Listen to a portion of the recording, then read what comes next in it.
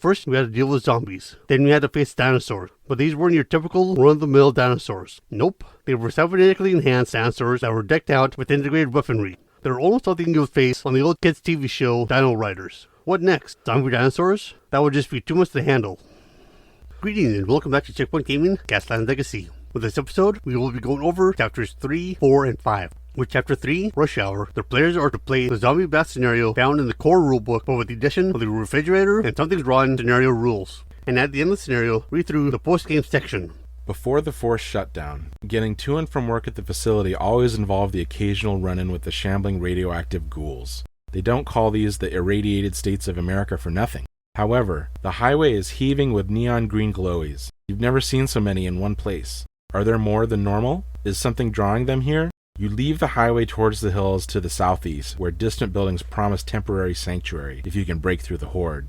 With the refrigerator scenario rule, during setup for this chapter, place a refrigerator, crate, barrel, or vending machine into the center of the table. But regardless of the item being used, it is referred to as the refrigerator. During the game, and the vehicle's movement template or final position touches this object, then said vehicle will have picked up said item, which is to be placed onto the vehicle's dashboard. But when this vehicle wrecks, then the vehicle's controller will have to place this item onto the play area touching the wreck. With the something drawn scenario rule, before the chapter begins, have the player who possesses the lowest total corrosion unlock a clue using the code word falling down, one word, and keep the content of this information secret from the other players. And if there is a tie, the lowest total corrosion level, a roll-off is to occur. The Rush Hour post-game consists of the following components. First, if a player ends the chapter with a refrigerator on one of their vehicle's dashboards, then they are able to unlock a clue using the code chilled hooch, one word, followed by reading the content aloud to the other players. Second, if a vehicle doesn't scrapper during the chapter, then one corrosion will be marked upon it. Third, the player who has the lowest total corrosion will roll one template improvement, with all players gaining the roll template improvement. If there is a tie, the lowest total corrosion level, a roll-off is to occur.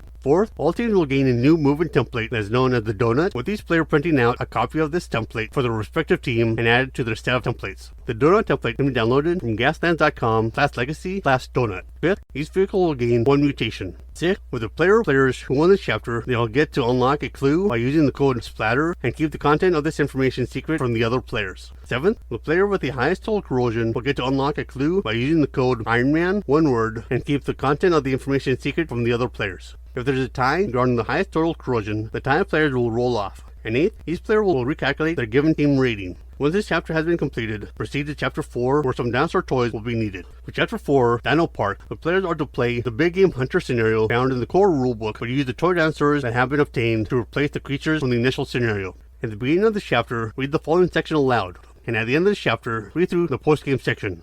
You scramble to flee the seemingly endless hordes of lurid green shamblers. As you bounce towards the apparent sanctuary of the once elegant hotel buildings on the dusty hills ahead, you barely notice the collapsed electrical fences. The fragments you can see are probably 18 feet high. If this was a holiday resort, it must have been pretty exclusive. You approach the buildings and see the twisting bird necks of the Genesis logo just moments before the lead vehicle is smashed aside by the colossal head of a Tyrannosaurus, ropes of drool glistening in its braying jaws. The Genesis Dino Parks closed in the early 90s. The dinosaurs couldn't have survived here for 30 years unnoticed, could they? Also, you don't remember the dinosaurs in the old commercials having shoulder-mounted flamethrowers. There is another earth-shaking roar, and another. The last one came from behind you.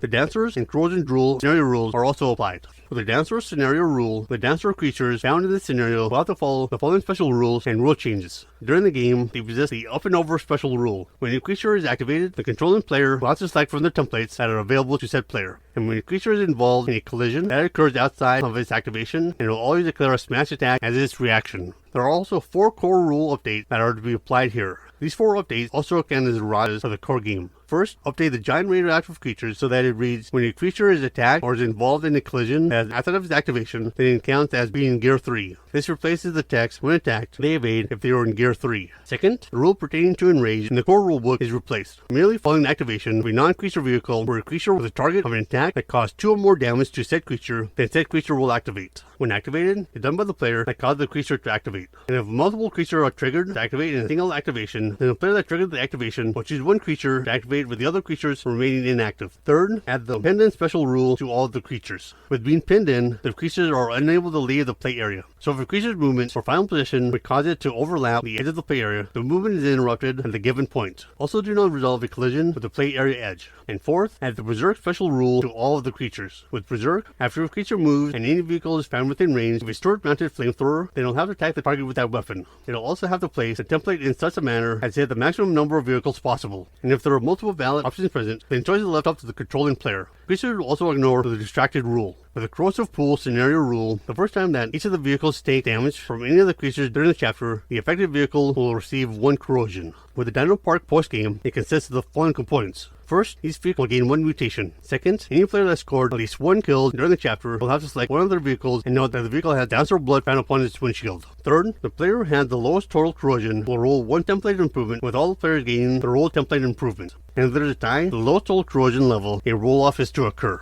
Fourth, each player will have to combine 2 of their templates, which is laid out under unpredictable performance. And fifth, each player is to calculate their new team rating. Once this chapter has been completed, proceed to chapter 5. With the unpredictable performance rule change, whenever a rule instructs the player to combine 2 templates, then they will have to roll 2d6 and then select 2 different templates. With the selection of these templates, they are determined by the result of the die roll, where one template possesses a permitted gear printed on it and is equal to one of the die rolls. With the other template, it possesses a permitted gear printed on it and is equal to the other die roll. If either die roll is a 6, then it allows the player to select any template they wish. Once the 2 templates have been selected, they will have to be combined, with the 2 templates being permanently affixed to one another so that the short starting edge of one template, which is known as the upper template, is placed in line with and centered upon the dotted line found upon the other template, which is known as the lower template. The top template will have to point in the direction as indicated by the arrow found upon the lower template. It is worth noting that the arrow found upon the upper template can face either direction.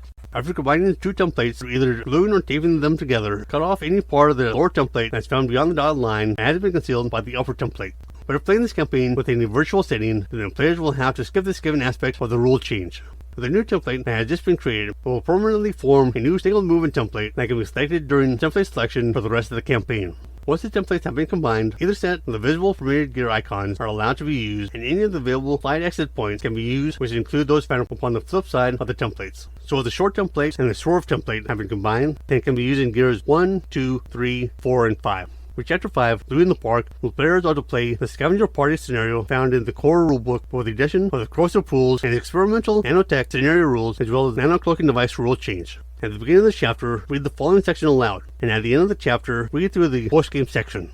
As you tear across the scrubland of the main park, you see wheeling packs of mutated dinosaurs thundering across the distant slopes. You drive into the nearby forest seeking cover, and find yourself in a village of rundown supply dumps and maintenance sheds. You can't help noticing the unlooted gear peeking out from half-open crates and loose tarpaulins. It looks like this area is in active use. They might have gasoline.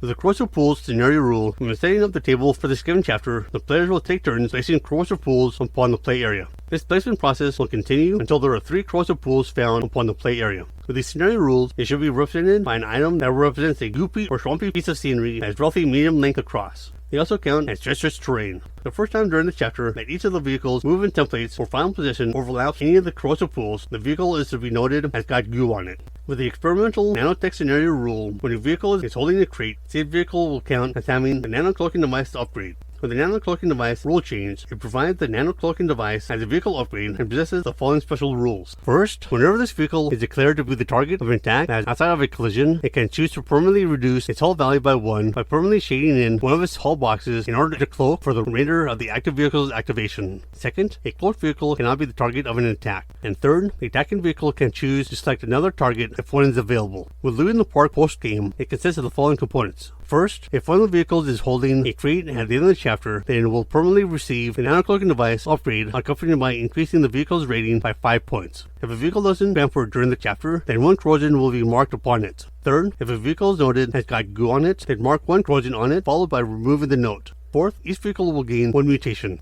Fifth, player who has the lowest total corrosion will roll 1 template improvement, with all players gaining the roll template improvement. And if there is a tie for the lowest total corrosion level, a roll-off is to occur. And 6th, each player is to calculate their new team rating. Once this chapter has been completed, proceed to Chapter 6. So with that said, that's what you need to know about Chapters 3, 4, and 5.